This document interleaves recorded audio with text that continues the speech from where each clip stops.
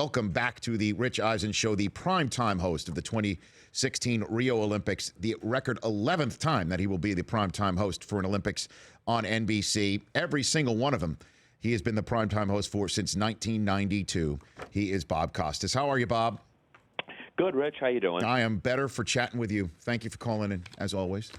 I'm just happy to provide some therapy if that's what you need. Well, you know what? I'm wondering what you and the folks at NBC might need, because in all honesty, the narrative is that Rio is not ready for these games. What can you tell us about Rio's preparedness and readiness for these summer games, Bob? Well, I don't want to overstate my insider's level of expertise. I've been there. I've spoken with Olympic officials, but this was a few months ago.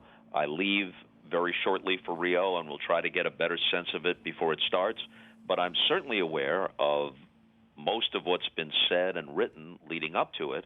And while people can say, oh, every Olympics faces some issues and some controversies, and that's almost literally true. There may have been a handful that didn't, but most have had their issues leading up. But in my experience, there's never been an Olympics that has this array of problems. And it leads you to say that if they have all of these individual problems, and if there's such unrest within the government, and if the economy is in shambles, and if they need a nearly $1 billion infusion of funds from the federal government just to meet their various payrolls, just to pay key personnel, including security people, doesn't this indicate that the whole thing might be in some sense dysfunctional? That's not an alarmist view or a pessimist view. That's just a realistic question to ask. And I don't think we're going to know the answers for sure until these Olympics begin to play out. But I do intend to pose these questions to Brazilian Olympic officials, to Thomas Bach of the IOC, to people who spend their lives covering the Olympics. That's their main beat, people like Alan Abrahamson of the Los Angeles Times and Phil Hirsch and people like that. These questions seem to be on people's minds almost as much as the upcoming competition. But, fingers crossed, if the competition can come off with relatively little disruption and intrusion from this array of issues, then what always happens is people get captivated by the Michael Phelpses and the Usain Bolts and the emerging new stars like Simone Biles. And that's obviously the main reason we're there, is to present that in as dramatic and interesting a fashion as possible. And our hope is that we're able to do that at least 99% of the time. But we've got to at least acknowledge all these issues before the Olympics start, and then hope against hope that they don't intrude upon the Olympics, at least not too much. Well, what is NBC and NBC Sports Management saying to you and the rest of the crew that's going to be down there covering it? Are you getting emails about preparedness and about security and things of that nature, Bob? Well, NBC has its own security apparatus in addition to Brazilian military and police forces, and in addition to IOC security. And there's a coalition of nations. The United States helps out to some extent with that. So there are various layers. And, yeah, there have been briefings about that sort of thing. Bob Costas joining me here on the Rich Eisen Show. So what are you looking forward to on the sports front, on the actual, let's talk about the Olympians and the sports front that you think will be the story once these games get underway, Bob? Well, one of the big stories, no question, is the returning kind of Mount Rushmore Olympians. With all due respect to some of the other veteran Olympians, if you made a very short list of the greatest Olympians, you can go back to Jim Thorpe and whomever else you want, Usain Bolt and Michael Phelps are on that list. They're on the Mount Rushmore, the figurative Mount Rushmore of the Olympics. And so we're seeing what they can add to their already historic achievements. And there's a potential rivalry or battle between Phelps and Chad Leclos, the South African, who beat him previously. And there's a little bit of tension there. Kohei Uchimura of Japan, everyone's talking about mostly the women gymnasts from the United States, but Uchimura is one of, at least potentially, the greatest male gymnasts who's ever lived. And while most Americans, myself included until a short time ago, weren't that familiar with him, I think they will be once these Olympics play out. And then, even though Ali Raisman and Gabby Douglas are coming back, the American gymnast that everyone is looking at is Simone Biles, 19 years old, from Houston, too young to have competed in London, but she's won the last 3 world championships. And people who really know gymnastics, I've learned a little bit about it over the years, you'd have to, from having covered this many Olympics, but the people who really know it inside and out and really live it tell me that if she has her A game and if everything maxes out, she will be the greatest female gymnast who ever lived. Wow. That's not hyperbolic. That's their considered opinion. We'll see. Wow. Do you think there'll be a Russian Federation there at all? Bob, what are you hearing on that It's front? beginning to look like no. To look like no. I asked Thomas Bach in Sochi whether he was comfortable with the Olympic flame burning not just over Russia, but over Vladimir Putin's Russia. There was something about a whole Olympics in Sochi that I was uncomfortable with, beyond having pink eye. I was uncomfortable with it to begin with. There was just something about it that just didn't seem right. It's a country that's plagued by corruption. Not that other countries, our own included, don't have their own problems, but there was something about this that just didn't seem right to me. And now, barely 2 years after they were essentially in bed with Vladimir Putin and Russia, the IOC likely will ban the entire federation, including officials. That's what the push is. That's what the push from WADA is. That's what seems to be a building international consensus. We'll see, but I wouldn't be surprised if that's what happens. Yeah, I'm just wondering if there are some athletes, some U.S. athletes, just like say, bring it. We'll beat you all doped up too. You know, I'm just wondering if there's a sense of competition even on that front, Bob. I understand Maybe, what that means, but. Yeah, I can understand that, Rich, but I think what the growing feeling is in all of sports is that the clean athletes are fed up. I mean, you see the complete culture change in baseball, for example, right, where they all had this see no evil, hear no evil attitude. Even guys who should have known better in the 90s and at the turn of the 21st century, they all just took their cues from the Players Association. What? Move along. There's nothing to see here, even though it was obvious that the game was being corrupted. And now that's been turned completely around. And you hear players not bashful at all about calling for stricter penalties and more comprehensive testing. They want clean competition that's fair to those who want to compete on the up and up. And I think that most Olympians feel the same way. I'm not naive enough to believe that there won't be many people at the Olympics, not just those from the usual suspect nations, but many people at the Olympics who will be gaining some kind of unfair edge. It's just not possible to catch everybody.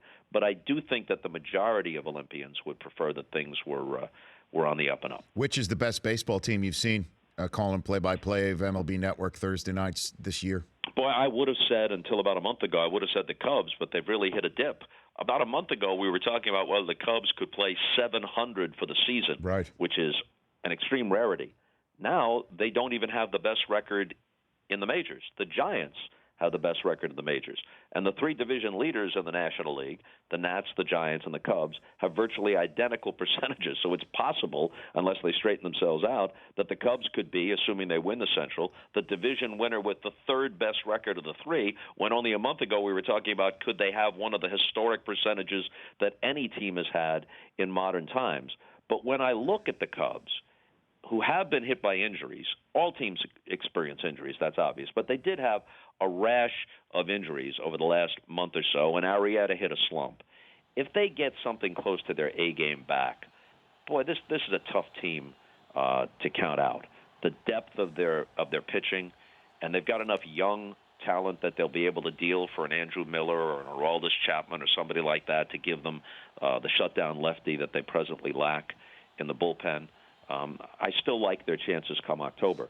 But one thing that we've always said about baseball over the last 15 years or so, and now this is even more true when you've added a second wild card, the best team doesn't always win.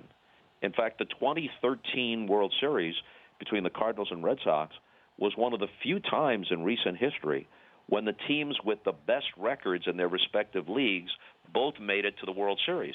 There's just such a gauntlet to run. And the nature of baseball is that an upset in a short series is more likely than it is in other sports.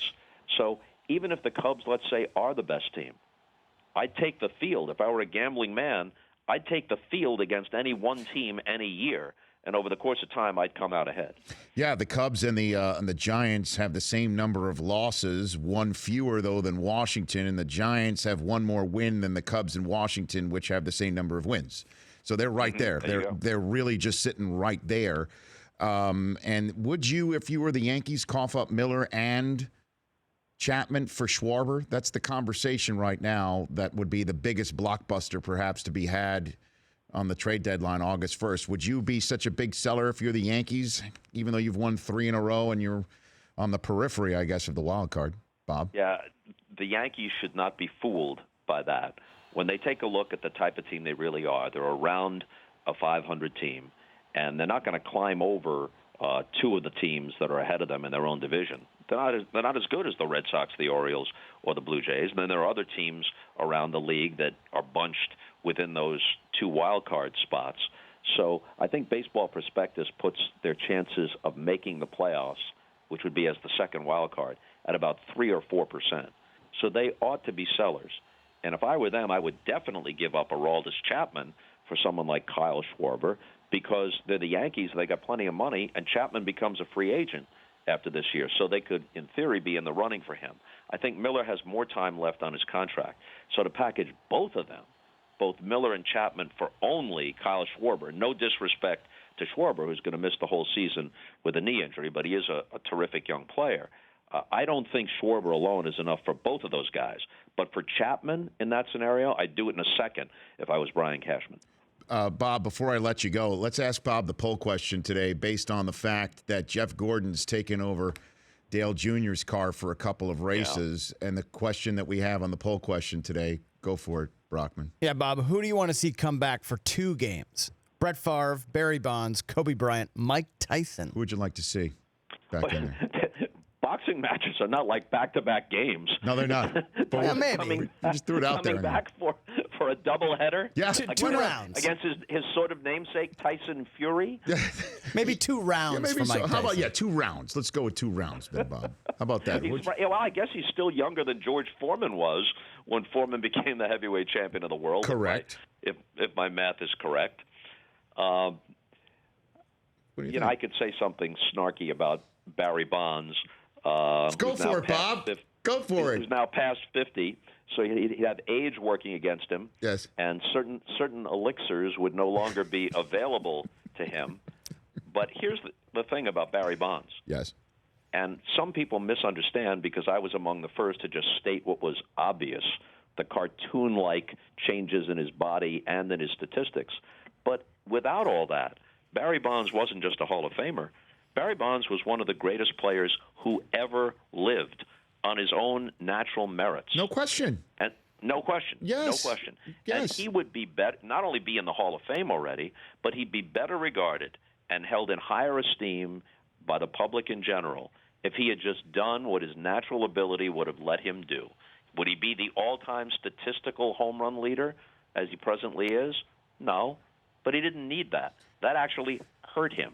Would he have ever slugged over 800 in a season and hit a homer once every 6.5 times at bat? No, he wouldn't have done that. But he didn't need that. He would have been better off without it. So in a way, I'd like to see Barry Bonds be his real self, 32 years old, and get up there and take some hacks right now against Aroldis Chapman, lefty against lefty, throwing 105-mile-an-hour gas. And I bet you Barry Bonds would be good enough on his natural merits to catch up with it now and then. Wouldn't you say that? Couldn't you say the same thing also about McGuire, who set a rookie record for home runs, and even Clemens, who is under that cloud right now? Couldn't you say that that the 2 of them would have had Hall of Fame credentials on their merits before? Yeah, all that? I think Mark McGuire, had he remained healthy, would have been a Hall of Fame player of a Harmon Killebrew type, and that's not a knock at either one of them. Mm-hmm. It wouldn't have been in Barry Bonds' class or the class of Ken Griffey or Willie Mays or a healthy Mickey Mantle. Wouldn't have been as good an all-round hitter as a Ted Williams, but he would have been a consistent 40-plus home run man. Not a 300 hitter maybe, but they would have had to walk him a lot. He would have had a very high OPS. Yeah, he could very well have been a 500 home run man and a Hall of Famer on his natural merits as well. And he got caught up in the atmosphere that pervaded baseball. And Clemens is exactly like Bonds. He's almost a bookend to Bonds. 7-time Cy Young Award-winning pitcher, 7-time MVP outfielder, both from the same era, and both, according to what we can best figure out, began doing whatever they did in the late 1990s. And if both had retired before ever taking anything more powerful than a protein shake, they would have been near unanimous first-ballot Hall of Famers, and not just Hall of Famers, but in the discussion among the greatest ever. Bob, thanks again. Travel safe. Best to Jill. We'll chat soon. Okay? You got it, Rich. Take care. You got it. That's Bob Costas. The Rich Eisen Show, weekdays at noon Eastern on Audience.